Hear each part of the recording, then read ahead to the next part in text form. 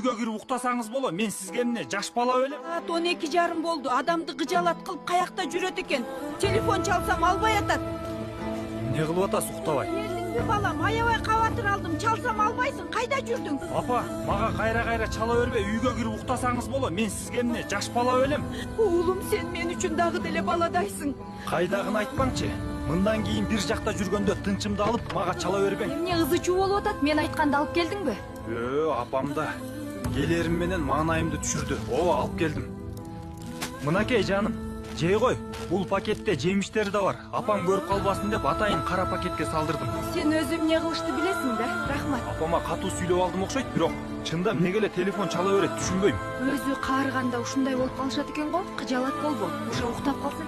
Биз энелер баланы 9 ай ичибизде көтөрүп, төрөгөн соң уйкубуз 10го бөлүнүп, өзүбүз жебесек да балабызга жедирип, өзүбүз кийбесек да балабызга кийдирип, эч нерседен кем кылбай чоңойтот экенбиз. Чоңойгондо ушул балам мени карайт, ушул балам мени багат деген чоң үмүттөр менен өстүрсөк, карабай эле катуу сүйлөп көңүлүңдү оорутса, жүрөгүңө катуу тиет экен. Балам, сени сагындым, сени менен баарлашууну сагындым.